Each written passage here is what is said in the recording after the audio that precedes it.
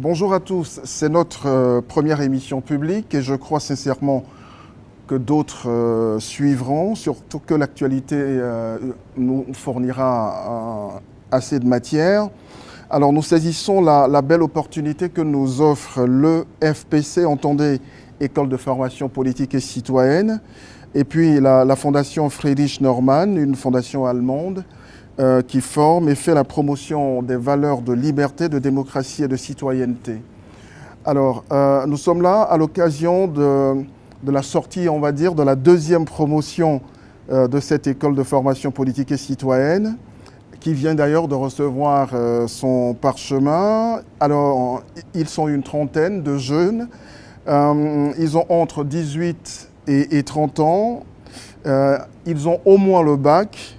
Et au cours de leur formation, ils ont côtoyé des sachants, qui leur ont donné les clés de leur future vie de personnalité politique, si je peux m'exprimer ainsi. Alors vous les écouterez juste après le plateau. Mais avant, nous allons animer un débat autour d'un thème tout aussi important, les jeunes et la politique. C'est d'ailleurs pour ça qu'ils ont été formés. Et à ma droite, j'ai M. Mamadou Touré. Il est le conseiller technique du président de la République en charge des questions de la jeunesse et des sports. Mamadou Touré, bonjour. Bonjour. Et merci d'avoir accepté notre invitation. À ma gauche, M. Magloire Ndéhi, administrateur du Centre d'éducation pour une société durable.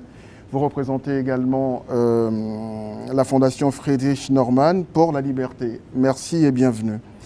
Alors, première question tout de suite, une question très institutionnelle, Monsieur Mamadou Touré. Alors, comment est née cette idée de créer cette école de formation politique et citoyenne et pourquoi cette initiative ? Bon, vous savez que la Côte d'Ivoire a vécu une grave crise en 2010-2011. Au sorti donc de cette crise, nous avions organisé à l'époque, en juillet 2011, la deuxième édition des Assises de la jeunesse. Et la problématique de la participation des jeunes en tant qu'acteurs à la vie de la société et surtout au niveau politique a été donc débattue. Ce débat s'est poursuivi donc en 2013 et les jeunes qui sont retrouvés en atelier ont fait des analyses, ont fait un constat. D'abord la faiblesse de la représentation des jeunes dans les appareils politiques, même s'ils sont les principaux cibles des politiques. Mais surtout la faiblesse de la formation donc, constatée au niveau de ces jeunes. Beaucoup de personnes ont parlé pendant des années d'instrumentalisation donc, de cette jeunesse par les politiques, mais cette instrumentalisation s'appuie aussi sur le manque de formation de ces jeunes. Et même la non-représentation des jeunes au niveau des instances de prise de décision politique est pris aussi comme prétexte le manque de formation de ces jeunes. Donc ils ont recommandé la création d'une école de formation politique. Cette école a pour objectif donc, de leur donner tous les instruments, donc renforcer leurs capacités, renforcer leurs convictions ou leur apprendre à construire des convictions, des idées et leur permettre ainsi de participer au débat public, de participer au débat public en tant qu'acteur politique ou bien participer à des causes au niveau donc, de la société. Donc c'est des jeunes qui peuvent s'engager aussi au niveau donc, de la société civile en tant que citoyen. Mais notre objectif aussi, c'est de permettre l'émergence d'une nouvelle élite jeune. Vous savez... Aujourd'hui, il n'y en a pas ? Non, le débat, on ne va pas se voiler la face, le débat au sein de nos partis politiques, en tout cas mené par certains jeunes, c'est le sentiment que les choses sont bloquées et que ce sont les mêmes acteurs d'un certain âge qui continuent d'animer. Ça a toujours été ainsi ? Non, ça n'a pas toujours été ainsi. Quand vous reprenez l'histoire de notre pays, vous savez déjà, dans les années 46, Félix Houphouët-Boigny a fait partie de ce qu'on appelle la génération 46, c'est un certain nombre de jeunes se former à l'extérieur. Ces jeunes ont été les premiers compagnons politiques d'Houphouët-Boigny dès les indépendances. Et le président Houphouët-Boigny, en tout cas jusqu'à sa mort, les congrès du PDCI, parce que nous étions à l'époque au Parti unifié, étaient l'occasion de l'émergence de nouvelles élites jeunes. progressivement, les jeunes apprenaient donc, à gérer, soit au sein de l'appareil politique ou bien au sein donc, de l'administration. Et qu'est-ce qui fait que ça n'a pas continué? Mais depuis les années 90, donc on a eu le vent de l'Est, la Côte d'Ivoire n'a pas échappé aux réalités d'autres pays africains. Les contestations menées par des jeunes, souvent instrumentalisées par des syndicats ou des politiques. La perception du rôle de la jeunesse dans la vie publique va changer. Elle ne sera plus, comme par le passé, un acteur, un partenaire, mais cette jeunesse sera perçue comme un instrument. D'ailleurs, il constitue la majorité de la population. On a 77% de la population qui a moins de 35 ans. Les 16-35 ans aujourd'hui en Côte d'Ivoire représentent à peu près 36% de la population. Donc, ça veut dire 8 à 9 millions de personnes, ce qui est un poids. Et donc, les politiques vont asseoir leur stratégie en connaissance donc, de cette situation. Donc, les jeunes seront malheureusement, dans beaucoup de cas de figure, des instruments. Et le paroxysme de cette instrumentalisation des jeunes, c'est la crise que nous avons connue, où beaucoup de jeunes aujourd'hui, pour certains, avec du recul, n'auraient même pas posé les actes qu'ils ont posés. Ils étaient dans un contexte précis. Comment les sortir de cette situation? Justement, on va en parler tout à l'heure, mais je vais demander également aux représentants de la Fondation Friedrich Naumann, pourquoi est-ce que votre formation a accepté d'accompagner un tel projet? Okay, merci beaucoup. Déjà, comme le conseiller venu de le dire tout à l'heure, regardons l'histoire de la Côte d'Ivoire, surtout l'histoire la plus récente de la Côte d'Ivoire, où les jeunes, on le dit souvent, ont été non seulement des acteurs de la violence, mais aussi été des victimes. Il faut voir le rôle de la fondation dans l'histoire même de l'Allemagne, puisque c'est une fondation allemande. L'Allemagne qui a connu des situations assez difficiles, notamment la Première et la Seconde Guerre mondiale, qui s'inscrit aussi dans l'histoire du monde. Ils ont compris. L'Allemagne qui est devenue aussi acteur de l'Union européenne. Hein. Oui, mais donc pour se situer dans l'histoire, alors la responsabilité des Allemands dans les violences que le monde a connues, les Allemands se sont dit à un moment donné que c'est une question d'éducation, d'éducation politique, savoir analyser les faits politiques et savoir construire ses propres opinions plutôt que de s'aligner sur des opinions de populistes ou bien de manipulateurs politiques.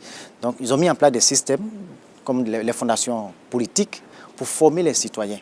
Donc former les citoyens pour construire eux-mêmes leurs propres opinions, pour construire leurs propres convictions. Donc c'est le rôle de la fondation.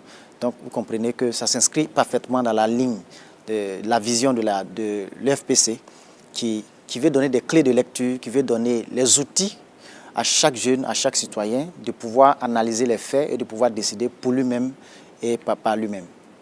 Alors, former les jeunes à la citoyenneté et à la chose politique est donc une nécessité.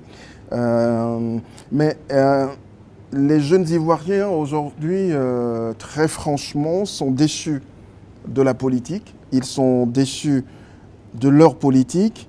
Ils sont pris aujourd'hui entre l'étau du chômage, mais aussi l'étau du désespoir. Voici quelques réactions que nous avons recueillies. C'était hier dans les rues d'Abidjan. Vous constaterez par vous-même combien ces jeunes ne croient plus en rien.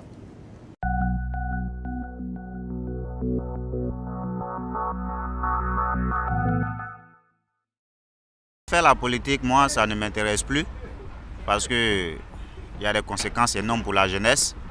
Et à chaque fois, on est toujours dévoué à faire la politique, à soutenir les hommes politiques. Mais au finish, la balle se retourne malheureusement contre nous. Bon, à tort ou à raison, mais on est parfois menacé. Donc c'est ce qui me décourage moi à faire la politique. Avec les événements qui se sont passés dans les années précédentes, là, je ne m'intéresse pas à la politique. Pourquoi? Il y a trop de problèmes dedans. Les politiciens, comme on dirait, des années 60, des années 80, ils sont beaucoup battus pour que notre continent sorte la tête de l'eau. Mais de nos jours, les politiciens de maintenant, je pèse mes mots, mais les politiciens de maintenant, je dirais, foutent de la merde en fait. Voilà. Faire la politique, je dirais que, bon, comme on le dit toujours, lorsqu'on ne la fait pas, elle nous fait toujours. Donc, on peut toujours s'intéresser, mais pour dire faire la politique, je pense que c'est un thème qui est un peu pas adapté ici. Parce qu'on sait tout ce que ça donne en Afrique. Hein. Quand on parle de politique, on sait ce que ça donne, ce qui se passe. Donc aujourd'hui, faire la politique, c'est quelque chose, ça devient un sujet tabou en Afrique. Je ne dirais jamais, mais parce qu'on ne sait pas où la vie peut nous amener. Il peut arriver un jour où il peut dire que le destin peut m'amener à faire la politique. Mais actuellement, je n'ai pas l'idée à la politique. Ce constat fait, est-ce que vous, demain ou aujourd'hui, vous ferez de la politique ou pas? Je ferai de la politique. Je ferai de la politique. Si j'ai eu l'occasion. Si j'ai l'occasion, je ferai de la politique. Pas pour juger telle ou telle personne ou pour trouver tel problème à lui là. Non. Je ferai de la politique pour mon pays, pour mon peuple, pour effacer toutes les souffrances.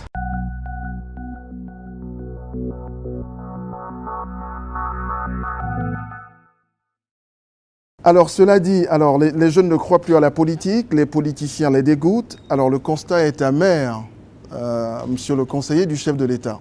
Mais il faut surtout analyser. Vous savez, quand vous prenez le taux de participation à l'élection présidentielle de 2010, nous avons eu des taux sans précédent.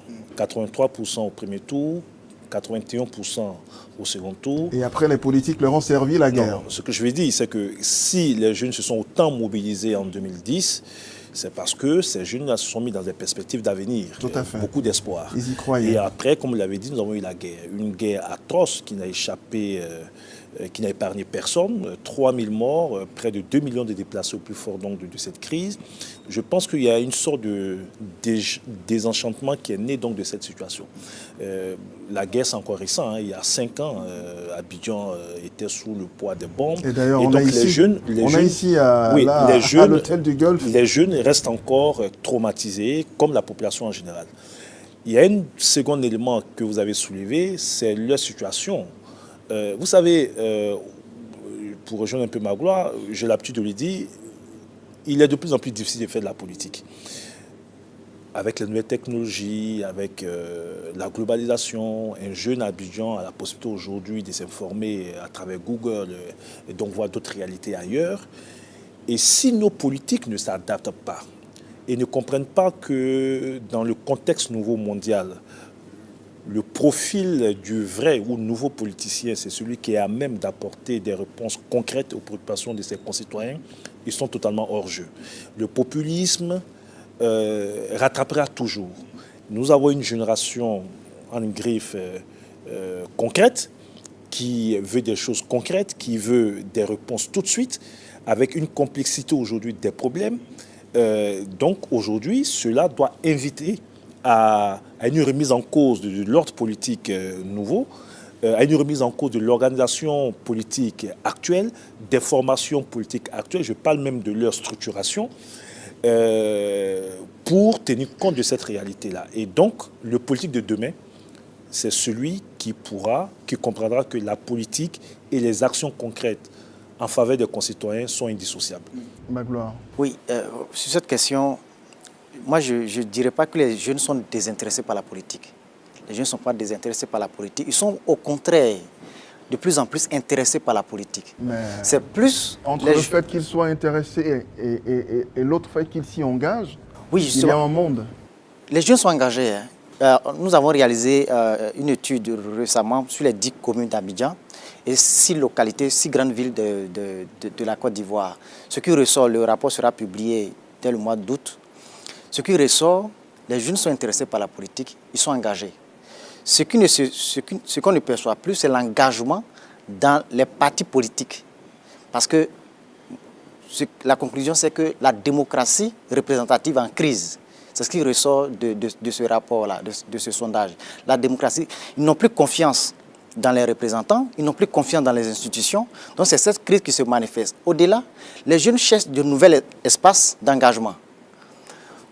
Les réseaux sociaux viennent à point nommé. Ils trouvent des espaces pour s'exprimer parce qu'ils n'ont plus la possibilité de s'exprimer peut-être dans des partis politiques. Ils n'ont plus la possibilité de s'exprimer dans des structures formelles. Il n'y a pas de canaux, il n'y a pas d'espace d'expression. Donc ils trouvent eux-mêmes, ils essaient de créer des moyens. On prend des jeunes ici, on parle des grains par exemple. Ce sont des espaces d'expression. Donc c'est de nouveaux espaces que les jeunes tentent de créer pour s'exprimer. Ils sont engagés, vous regardez dans les associations. quand on regarde le mouvement associatif aujourd'hui, c'est vrai, c'est pas encore structuré, c'est pas très structuré, mais vous verrez que les jeunes ont envie de s'exprimer, les jeunes s'expriment. C'est pas structuré, c'est pas organisé. C'est là tout le débat à faire. Mais je dis, pour être constamment avec les jeunes, pour être constamment dans le milieu, les jeunes sont intéressés par la chose publique et ils y débattent tous les jours. Ils trouvent leurs propres moyens d'en débattre. Il y a aussi la question de l'écoute. Ils ont le sentiment aujourd'hui, les jeunes, que plus personne ne les écoute. Et quand vous, les politiques, vous venez vers eux, c'est surtout pour les draguer entre griffes, solliciter leur scrutin.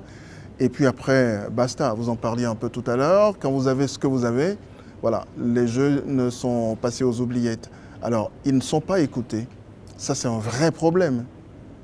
À défaut, avant même de commencer par répondre à leurs attentes, il faut tout au moins les écouter. Et ils n'ont pas ce sentiment-là. Je vais rester quand même dans l'analyse de la situation. Les frères Bogdanov, qui sont deux scientifiques, disaient que les 30 prochaines années, le monde aura plus évolué qu'il y a 3000 ans. Pour dire que... Mais dans quel sens? Oui, je vais vous l'expliquer. Aujourd'hui, vous avez deux générations, donc des jeunes et des seniors qui n'arrivent plus à se comprendre. Vous avez une génération qui s'est laissée très vite dépasser par l'évolution des moyens de communication et des nouvelles formes d'expression de ces jeunes qui n'arrivent plus à comprendre cette jeunesse. Moi, je l'ai expérimenté parce que j'ai été médiateur dans plusieurs crises. On ne comprend plus la jeunesse, on ne sait plus l'écouter, on ne sait plus l'entendre. On ne comprend même plus ces formes d'expression. Donc, il y a un travail à faire à ce niveau. Ensuite, je l'ai dit tantôt, pour rester collé à ce que j'ai dit, donc dans les partis politiques, il y a une nécessité de réforme. Vous savez, globalement, la plupart des partis politiques en Côte d'Ivoire, en dehors du PDCI, ont été créés après 1990. Donc, on avait des formes classiques de fonctionnement donc, de ces partis. Aujourd'hui, dans ces partis-là, les jeunes n'arrivent pas à trouver leur place. Les structures existantes n'arrivent plus à capter les jeunes. Je l'ai dit peut-être avec un brin d'humour, il faut rendre les partis beaucoup plus sexy. Est-ce que les partis politiques aujourd'hui sont suffisamment adaptés donc, à l'évolution même actuelle de notre monde avec ces moyens de communication? Il a parlé des réseaux sociaux. Personne ne peut dénier aujourd'hui le poids des réseaux sociaux. Combien de partis politiques en Côte d'Ivoire ont des comptes Twitter, Facebook, YouTube qui font plusieurs millions de vues et qui, donc, par ces canaux, peuvent donc s'adresser donc à ces franges de jeunes. Donc aujourd'hui, c'est vrai, il y a une crise de communication entre ces deux générations. Le gap continue donc de s'agrandir, mais elle n'est pas insurmontable. Il faut simplement une remise en cause des formes classiques de fonctionnement des partis. Alors, au-delà de ces deux aspects, l'écoute, apporter des solutions aux problèmes, il y a un autre aspect. Quelle place occupe le jeune dans nos sociétés? Dans le cadre de la préparation de ce programme, je suis tombé sur une réflexion qui a été faite par une revue panafricaine. Et le titre du dossier qu'ils ont monté, c'est « Faire et défaire la société, enfants, jeunes et politiques en Afrique ». Je vous lis juste ce passage. Alors même que les enfants et les jeunes forment en Afrique un groupe démographique très important, ils ne sont pas encore considérés sérieusement comme des catégories socio-politiques significatives et indépendantes avec leur propre façon de vivre. Ça rejoint un peu ce que vous disiez tout à l'heure. Enfants et jeunes sont généralement perçus comme en marge des processus sociaux, économiques et politiques et jouant souvent un rôle social peu prometteur. De fait, ils présentent de multiples facettes. On peut tout aussi bien les percevoir comme une influence émergente que les considérer comme submergés par le pouvoir. Ils peuvent être ciblés, victimes, exploités et abusés, mais ils peuvent tout aussi bien être combattants, activistes et entrepreneurs, ou encore rebelles, hors la loi et criminels. Souvent, ils combinent et occupent plusieurs de ces positions à la fois. Point de rencontre de multiples statuts, leur vie est complexe et ils parviennent à naviguer dans de nombreuses arènes sociales grâce à la variété de leurs comportements et de leur statut. Aujourd'hui, c'est quoi le statut du jeune quand on écoute ça? Mais le débat est réel et d'actualité. Il faut définir le statut du jeune, au-delà des textes. La charte africaine de la jeunesse qui a défini plus ou moins les droits et les obligations des jeunes. Cette charte qui a été ratifiée par la plupart de nos États. Mais à mon sens, il est nécessaire aujourd'hui de définir réellement, au-delà donc des textes, le statut de ce jeune. Vous avez dit quelque chose qui est important. Lorsque vous prenez aujourd'hui tous les vents de contestation en Afrique, depuis le printemps arabe jusqu'au dernier changement dans certains pays de la sous-région, ces mouvements ont été portés par des jeunes. L'aspiration à plus de liberté, à plus de démocratie. Et surtout, ce qui est important, c'est l'aspiration à un changement de leurs conditions de vie. Magloire l'a dit, et je suis d'accord, si les partis politiques ne comprennent pas cela, ne comprennent pas que les jeunes sont en train de redéfinir leur mission à leur place, et s'ils ne comprennent pas que les jeunes attendent autre chose d'eux, ces jeunes-là se détournent vers d'autres formes d'expression, mais avec des risques de manipulation. D'où la radicalisation aussi. D'où la radicalisation, parce que nous avons organisé à Paris il y a quelques mois, dans le cadre d'un think tank que j'ai l'honneur de diriger, nous avons reçu Cheikh Tidiane Gadio, ancien ministre des Affaires étrangères au Sénégal, qui nous partageait donc des réflexions. Vous savez qu'aujourd'hui, ceux qui arrivent à enrôler les jeunes dans le mouvement djihadiste et autres, leur proposent souvent entre 10 000 francs CFA et 20 000 francs jour. Donc ces jeunes qui ne vont pas par conviction religieuse. 10 000 francs jour, ça fait 300 000 francs le mois. 20 000 francs jour, ça fait 600 000 francs le mois. Pour des jeunes qui peinent à avoir 30 000 francs le mois. Et donc, la situation de précarité dans laquelle peuvent vivre certains jeunes dans nos différents pays africains peut être aussi source donc, des déviations que nous avons connues. C'est pour cela qu'il faut réhabiliter la politique par l'action. Excusez-moi de faire un peu de la publicité, mais c'est la locomotive du président Ouattara. Il faut réhabiliter la politique par l'action concrète. La légitimité, la crédibilité des politiques en Afrique ou ailleurs viendra de leur capacité à apporter, à entendre d'abord les aspirations de leur peuple et à apporter des réponses. Si nous ne le faisons pas, notre démocratie est en danger. Le statut du jeune aujourd'hui. Oui, juste avant de répondre à cette question, la précédente question concernant la crise entre les jeunes et les aînés. Un conflit de génération. En fait, il faut, comme je l'ai dit tantôt, si le conseiller l'a aussi dit, si nous ne faisons pas attention, nous risquons de perdre la main. Récemment, j'étais à Gagnoa en échangeant aussi avec des jeunes. Il ressort que les jeunes, ça fait bientôt 5 ans qu'ils ont élu des députés. Des députés qui sont, selon la définition, les représentants du peuple. Ils disent que ça fait les 5 ans, en dehors de cadres de funérailles ou de manifestations publiques, extra, je dirais, ludiques, en dehors de ces espaces, ils n'ont pas eu l'occasion d'échanger avec des députés sur certaines lois, par exemple. La loi, par exemple, sur le mariage. Les populations auraient souhaité, par exemple, que les populations soient informées du contenu de leur intérêt, de tout ceci. Ils se rendent compte que, excusez-moi de dire ça, selon leur propre discours, ils ont été floutés, ou ils sont dans une approche où ils ont délégué leur pouvoir à des gens, mais qui ne prennent pas en compte leur aspiration. Vous voulez dire par là qu'il faut réinventer même la démocratie? Pas réinventer, mais je dis la démocratie telle qu'elle est aujourd'hui, la démocratie représentative, de confier uniquement le pouvoir à un représentant qui, une fois qu'ils sont élus, selon les expressions qu'ils utilisent, ça constitue finalement un cartel politique qui est en déphasage avec la réalité de cette population que ces politiques sont censées représenter. Ce qu'il va falloir faire dans les analyses, c'est de trouver des espaces de jonction entre cette démocratie représentative et la démocratie, ce qu'on appelait la démocratie participative. Au Maroc, par exemple, ils ont trouvé la jonction avec des possibilités pour les citoyens, par exemple, de proposer des idées de projets de loi à l'Assemblée nationale pour en débattre. Dans leur constitution, par exemple, il y a la possibilité pour les citoyens de dire telle loi, nous ne sommes pas d'accord, on veut que cette loi soit révisée. Donc il y a cette possibilité pour les citoyens de s'exprimer directement sur le travail ou sur certaines lois qui gèrent la vie des populations. Donc on dit que tant que cette situation n'est pas réglée, la crise sera encore profonde.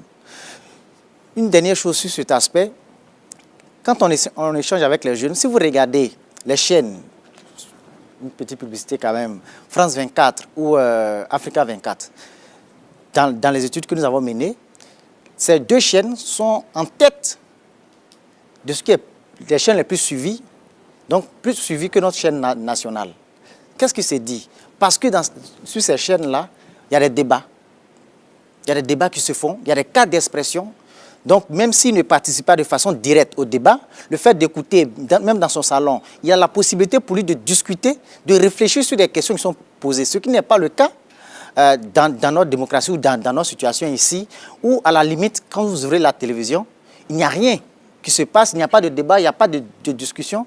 Donc, pour revenir à la place des jeunes, le conseiller l'a dit, je pense qu'il y a lieu, justement, quel est le statut du jeune?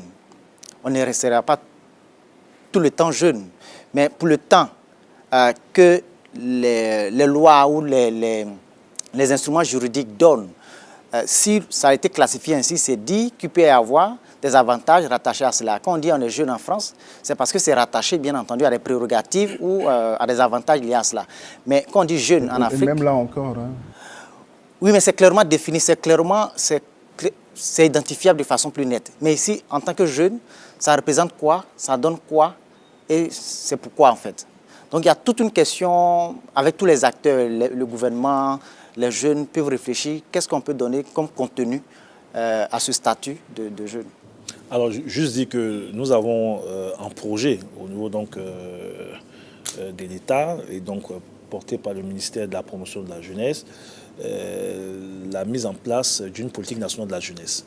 Donc, c'est un processus. Et il faut que les jeunes s'approprient eux-mêmes ce processus-là qui va définir en principe leur statut, leurs obligations, leurs droits, pour en donner un contenu qui est en accord avec leur propre perception de leur situation actuelle et de leur avenir.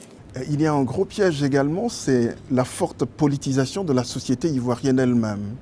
Aujourd'hui, vous avez des jeunes qui se sentent concernés par ce que fait le pouvoir, mais vous avez aussi des jeunes qui ne se sentent pas du tout concernés par ce qui fait le pouvoir, par ce que fait aujourd'hui le pouvoir. Donc, il y a un vrai problème d'adhésion à une démarche qui n'est pas forcément consensuelle aujourd'hui. Mais les jeunes sont le miroir de la société. La société ivoirienne est fortement politisée depuis les années 90. Et ça, ce n'est pas un avantage. On a le sentiment que tous les débats, même s'ils ne sont pas réellement politiques, tournent aux politiques.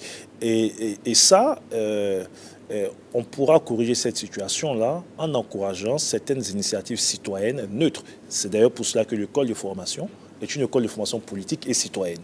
Vous avez énormément de jeunes, moi j'ai eu à rencontrer certains, y compris Magoula lui-même, qui, en dehors des cadres politiques classiques, posent des actions en faveur de la société. Des jeunes qui plantent des arbres dans des localités, des jeunes qui apprennent à lire, donc qui donnent des cours d'alphabétisation, des jeunes qui sont protecteurs de l'environnement, des jeunes qui aident des jeunes drogués à sortir de cette situation. Vous avez une société civile qui est en pleine ébullition et l'environnement actuel favorise ça. Il faut juste les accompagner.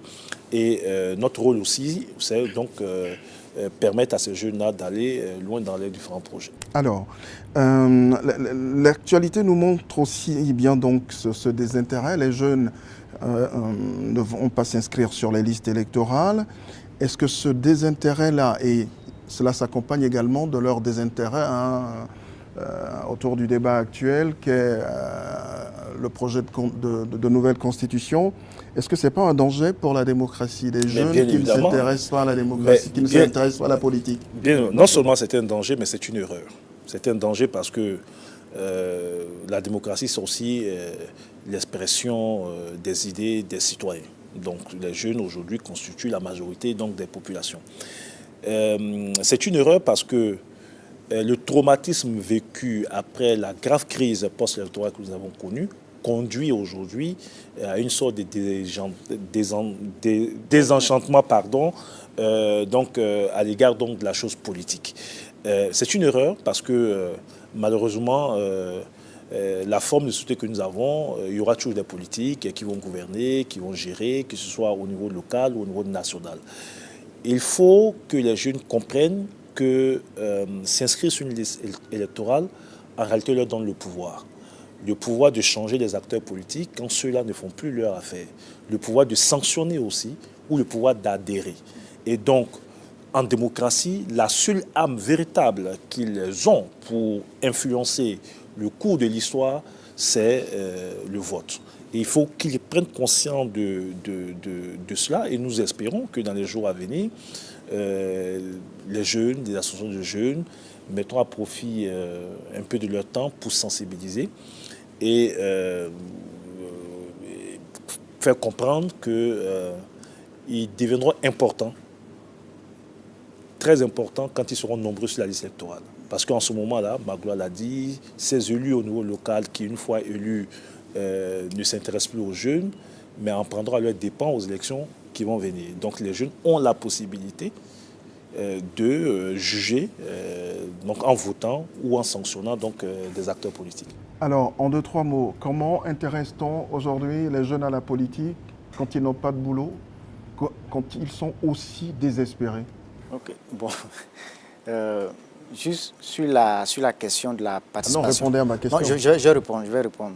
Juste avant cela, dit que ça risque d'être un piège pour les jeunes eux-mêmes. Regardons ce qui s'est passé en Grande-Bretagne. J'ai produit récemment un article dessus sur la question du Brexit, de la sortie ou non de la Grande-Bretagne de l'Union européenne. Les statistiques, les sondages présentaient que plus de 80% de jeunes voulaient que la Grande-Bretagne reste dans l'Union européenne. Et les sondages présentaient également que environ 50%, moins de 50% même, ne voulaient pas participer aux élections. Donc, ils veulent que leur pays reste dans l'Union européenne, mais ils ne veulent pas participer au vote. Et c'est ce qui s'est passé, si vous regardez les sondages, avant les élections et les résultats des élections, c'est exactement ce qui s'est passé. Excusez de dire ça comme ça. Les vieux ont été les plus majoritaires à aller voter. Eux voulaient que la Grande-Bretagne sorte. Elle est sortie en imposant, c'est la loi de la démocratie, en imposant leur choix aux jeunes. Il dit, dans ma conclusion, j'ai dit aux jeunes ivoiriens également, si on ne fait pas attention, ce qui s'est passé avec les jeunes britanniques se ferait de la même manière. Si vous voulez le changement, c'est de l'exprimer. C'est de l'exprimer si vous voulez que, par exemple, la nouvelle constitution qui vient, si tu es d'accord, tu dis oui. Tu n'es pas d'accord, il faut l'affirmer. Mais s'abstenir ne donne rien en réalité. Donc, il y a tout ce travail à faire. Pour revenir à votre question, intéresser les jeunes à la politique. En 2-3 mots. En 2-3 mots. Je pense que la première chose, c'est d'abord de restructurer déjà la vie des partis politiques. Déjà à ce niveau. Il faut repenser la vie des partis politiques. Deuxième chose, il faut reconstruire, la gestion même de la chose publique, reconsidérer la gestion de la chose publique, de sorte que les gens aient confiance dans les institutions. Récemment, j'ai rencontré des jeunes qui m'ont dit, Magloire, voilà, j'ai vu l'agence emploi, mais je n'y crois pas. Est-ce que c'est vraiment vrai? Je vois des appels à candidature, mais est-ce que c'est vrai? Je lui dis, mais est-ce que tu as essayé? Il dit, bon, on connaît ça, hein? Il n'a même pas essayé, il ne veut pas parce qu'il n'a pas confiance justement dans l'institution. Donc il faut reconstruire la confiance dans nos institutions. Il y a vraiment une crise de confiance dans les institutions et dans les animateurs de ces institutions. C'est tout le travail à faire. Je pense que si on le fait, tout le reste va suivre.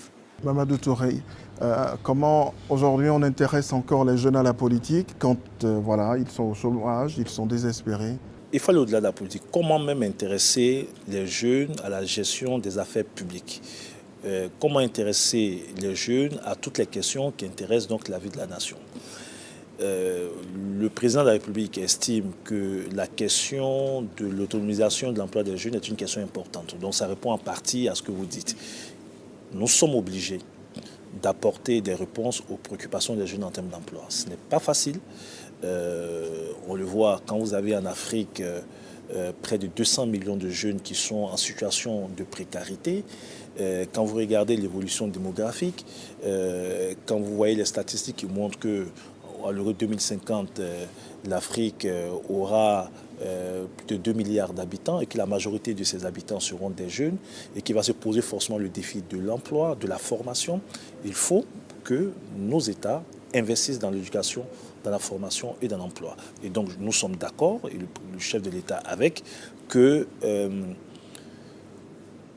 pour faire du jeune un citoyen accompli, il faut que le jeune soit épanoui. Et son épanouissement passe par donc, des réponses à ses préoccupations. Ensuite, pour la politique, il faut que les partis politiques, au-delà de ce qui se fait au niveau gouvernemental, il faut que les partis politiques continuent ou créent des espaces d'expression pour les jeunes. Il faut que les partis politiques rendent les jeunes importants. Nous n'avons pas connu toujours cette situation, c'est ce que je veux dire. J'ai donné un peu l'historique depuis 1960. Nous avons eu à une certaine époque, dans le parti politique, en tout cas qui était le parti État, des jeunes, je peux en citer, les DJ Madi, les Jean-Jacques Péchaud, qui ont occupé des moments des postes de responsabilité. Il faut qu'aujourd'hui, les partis politiques s'ouvrent et qu'ils fassent les jeunes, et qu'ils fassent confiance aux jeunes. Les jeunes ne sont pas bons seulement à aller faire des manifestations. D'ailleurs, beaucoup de jeunes aujourd'hui ne sont plus prêts à aller donner leur poitrine pour des manifestations. Les jeunes aujourd'hui veulent participer à la définition de l'avenir, veulent participer à la prise de décision. Et nous voulons, dans les partis politiques, parce que c'est un constat qui a été fait, vous prenez, c'est pas là que je vais terminer, le secrétariat général de l'ensemble des partis politiques. 0 jeune de moins de 35 ans. Vous prenez le secrétaire général exécutif du PDCI, le secrétaire général du RDR, le secrétariat général du Front populaire ivoirien, de leaders, de tous les partis que vous voulez, 0 jeunes, alors qu'on dit que les jeunes sont la frange la plus importante et que tout ce qu'on fait, c'est pour eux. Vous avez des jeunes, nous avons vu au cours de ces séances de formation, des jeunes qui ont un très bon niveau d'études, des jeunes qui ont les rudiments politiques nécessaires, mais qui n'ont pas d'espace d'expression. Il faut leur donner les espaces d'expression. Voilà. Il faut qu'il y ait un contrat de confiance entre les politiques et cette jeunesse. S'ils ne le font pas, les jeunes vont se détourner vers d'autres formes d'expression. Et ça, ce n'est pas bon pour la démocratie dans notre pays. Mamadou Touré, merci. Magloire Ndei, merci. Merci de nous avoir suivis. J'espère bien qu'il y aura d'autres débats que nous allons peut-être animer en partenariat avec votre école, l'école de formation politique et citoyenne, autour du projet de la nouvelle Constitution. Voilà, merci de nous avoir suivis et à très bientôt.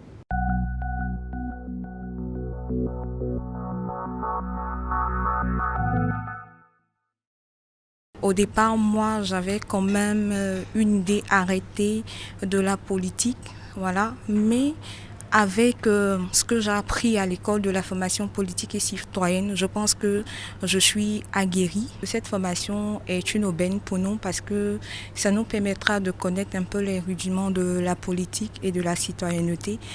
Être jeune et citoyen, c'est participer à la vie politique, prendre part aux décisions. Comment ça se fait ? À cette formation, on nous a montré la démarche à suivre pour pouvoir être actif. Et avec cette formation, je pense surtout du côté de l'action communautaire. Parce que j'ai vu que bon nombre de jeunes ne s'investissent pas dans la chose publique. Donc moi, je pense par ces moyens-là, ces stratégies-là, amener les jeunes à plus de responsabilités. La jeunesse aujourd'hui vraiment un peu désemparée de l'image politique a décidé de se désengager. Et nous aujourd'hui on veut redorer ce blason en donnant les instruments par rapport aux acquis que nous avons reçus, en donnant les instruments à cette jeunesse de mieux comprendre comment est-ce que la machine politique fonctionne. Selon moi, la lecture c'est la mère de la révolution. Donc tout en passant par ce canal, amener aussi la jeunesse à s'informer et à pouvoir prendre ces différentes connaissances qui seront acquises plus tard pour impacter vraiment sur le milieu social. Et l'école SNU ne peut pas toujours faire le combat parce que c'est toujours un certain nombre de jeunes qui participent à cette formation. Et notre plateforme permettra, en plus des actions de l'école, de faire encore plus d'actions au niveau national et même international pour monter encore plus les acquis de la participation politique et l'importance de l'engagement politique du jeune dans son pays.